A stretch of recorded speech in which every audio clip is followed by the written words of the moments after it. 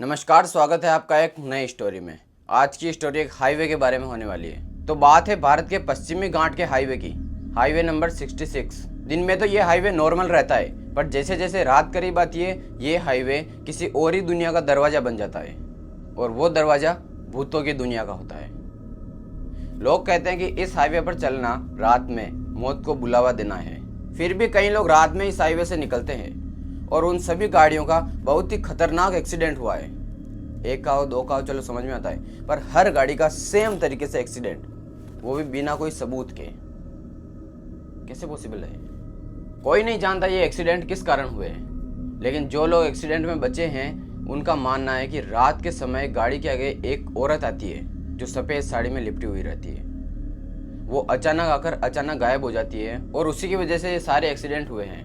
तो अब आते हैं 4 दोस्तों पर, राहुल, आर्यन, पूजा और साक्षी। समझ रहे हो ना? राहुल, आर्यन, पूजा, साक्षी। तो ये चारों घूमने के लिए गोवा गए थे और उन्होंने निश्चित किया कि रात के समय गोवा से निकलेंगे। वो लोग मुंबई जा रहे थे कि रात के समय ट्रैफिक कम मिलता है। तो रात के करीब 1 बजे तक वो उस हाईवे के करीब पहुंचने वाले थे और उन्होंने पहले सुन भी रखा था कि इस हाईवे पर एक्सीडेंट होते हैं। फिर भी वो चारों दोस्त इस हाईवे के करीब आए, क्योंकि आज की पीढ़ी भूत प्रेतों में कहाँ मानती है। तो गाड़ी धीरे धीरे चल रही थी उस हाईवे के पास जाने के लिए। तभी राहुल ने मजाक किया कि वो देखो सामने भूत।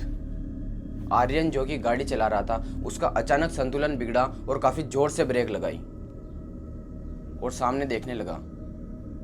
तो राहुल ने कहा कि मैं तो मजाक कर रहा था। वो तीनों दोस्त आर्यन, साक्षी, पूजा राहुल को काफी गुस्से से देखने लगे और डांटने लगे कि ये कोई मजाक करने का समय है। तो वापस आर्यन ने गाड़ी चालू की और धीरे धीरे चलाने लगा, लेकिन थोड़ी थोड़ी देर में वो गाड़ी अचानक रुक रही थी। थोड़ी दूर रुकी, वापस थोड़ी दूर रुकी, वापस थोड़ी दूर रुकी। ऐसे करते करते 3 से 4 जगह वो गाड़ी रुक चुकी थी अचानक। तो उन्होंने गाड़ी से बाहर निकलकर थोड़ी छानबीन की कि किस वजह से ये हो रहा है। फिर उन्होंने गाड़ी चलाई तो वो गाड़ी बिल्कुल सही चल रही थी। तो राहुल ने वापस मजाक किया कि गाड़ी धीरे धीरे चलने दे आर्यन, अगर कहीं सामने भूत दिखा तो हम उसका वीडियो बनाएंगे। अब आर्यन राहुल की बात पर हंसने लगा, क्योंकि उसका मानना था कि भूत वूत कुछ होते ही नहीं है तो वीडियो किसका बनाएगा।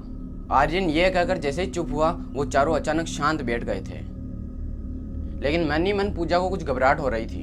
उसने कहा कि अब हम आगे इस सड़क पर नहीं जाते हैं। उस हाईवे पर और गाड़ी नहीं थी, सिर्फ और सिर्फ एक गाड़ी थी जो कि आर्यन चला रहा था। तभी गाड़ी के सामने एक औरत आ गई सफेद साड़ी में। आर्यन का संतुलन काफी बिगड़ा और जोर से ब्रेक लगाई। कार के टायर फिसलते फिसलते काफी दूर तक गए और मतलब एक्सीडेंट होते होते ही बचा। अब चारों की धड़कन तेज थी। चारों बाहर देखने की कोशिश कर रहे थे, लेकिन बाहर कोई नहीं था। उसके बाद उन्होंने गाड़ी से उतर कर देखा, फिर भी उन्हें बाहर कोई नजर नहीं आया। राहुल उस जगह गया जिस जगह वो औरत दिखी थी, तो उस जगह एक बिंदी पड़ी थी लाल। राहुल ने वो बिंदी हाथ में उठाई तो उस बिंदी का कलर, यानी कि लाल कलर चाहे खून हो, वो उसके हाथ में लग चुका था। राहुल अचानक डर गया और उस बिंदी को फेंक कर वो चारों दोस्त वापस उस गाड़ी में आकर बैठ गए। चारों बहुत डरे हुए थे गाड़ी में और चारों की सांसें तेज थी।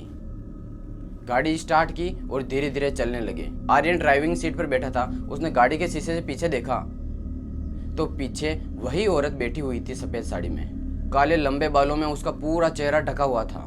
यह देखकर आर्यन काफी जोर से चिल्लाया और सभी ने उस औरत की तरफ देखा और साक्षी इतनी ज्यादा डर गई कि वो उसी गाड़ी में बेहोश हो गई। आर्यन का गाड़ी से संतुलन हट गया और गाड़ी हाईवे पर लहराते लहराते चल रही थी। तभी गाड़ी के नीचे एक बड़ा पत्थर आया और गाड़ी जंप की और हाईवे से नीचे उतर गई और वो गाड़ी एक खंडर के पास जाकर रुकी। काफी तेज हवा चल रही थी और ऊपर पेड़ों के पत्ते हिल रहे थे और गाड़ी के शीशे खुले होने के कारण काफी जोर जोर से रोने की आवाजें आ रही थी।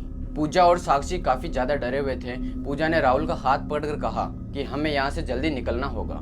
आर्यन ने गाड़ी चालू करने की कोशिश की, लेकिन उसका इंजन मानो जैसे मर गया हो, बस घर घर की आवाज किए जा रहा था। काफी खामोशी भरा माहौल था उस जगह। तो आर्यन ने सामने खंडर पर देखा, उस पर लिखा था कि यहाँ से कोई नहीं बचता। आर्यन ने वो बात चारों को बताई तो चारों एक दूसरे की शक्लें देख रहे थे कि अब क्या करें।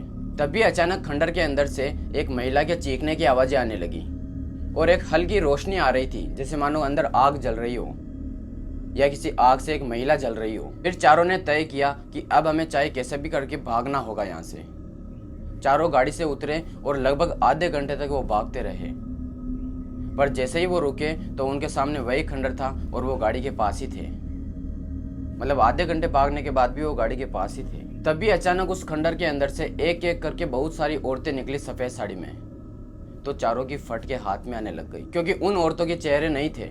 उन चेहरों की जगह पर सिर्फ और सिर्फ एक काला गड्ढा था। और खंडर के अंदर से आवाज आई कि अब तुम हमारे साथ हो।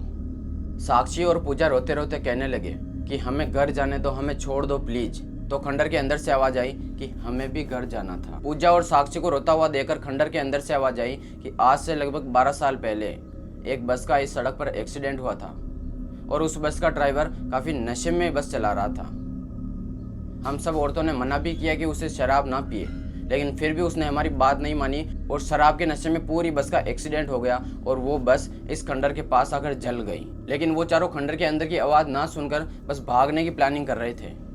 तो आर्य ने धीरे से कहा कि हमें कुछ भी हो जाए बिना पीछे देखे भागना होगा। ये बात आर्य ने उन तीनों को बताई और तीनों अपनी सारी एनर्जी लगाकर लगभग 45 मिनट तक भागते रहे। पीछे से महिलाओं के चीखने चिल्लाने की आवाजें आती रही। काफी देर भागने के बाद राहुल को एक सड़क दिखी जो काफी टूटी फूटी सड़क थी। जैसे ही राहुल ने उस सड़क पर पहला कदम रखा तो उस सड़क से अचानक धुआं उठने लगा और उस सड़क पर एक औरत प्रकट हुई। जो औरत उन सभी औरतों की बॉस थी। उसकी आंखें पूरी तरह से लाल थी, काले बाल थे और भीगे हुए बाल थे। तो वो औरत बोली कि तुम हमारा दर्द नहीं समझोगे, तुम बस भाग रहे हो, लेकिन भागते भागते कहाँ जाओगे, यहीं आओगे। तभी आर्य ने अपने गले से एक लॉकेट निकाला जिसमें बजरंगबली की तस्वीर थी और उसमें थोड़ी सी बबूती थी जो उसे किसी बाबा ने दी थी। तो उसने वो बबूती हाथ में निकालकर उस आत्मा के ऊपर डाली।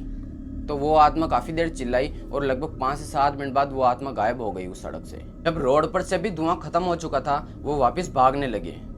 तो भागते भागते अचानक आर्यन की तबीयत खराब होने लगी। जब उन्हें गाड़ियां दिखने लगी तो आर्यन को सबसे पहले उन्होंने हॉस्पिटल पहुंचाया। उसके बाद 4 से 5 दिन तक आर्यन हॉस्पिटल में एडमिट रहा। और जब सब कुछ नॉर्मल हो गया तो चारों दोस्तों ने कसम खाई कि हम आज के बाद ऐसी जगहों पर कभी नहीं जाएंगे। तो ये थी एक हाईवे की खंडर की कहानी। अगर आपके साथ भी ऐसा हॉरर इंसिडेंट या कोई भी घटना हुई है तो हमें कमेंट करके बताएं।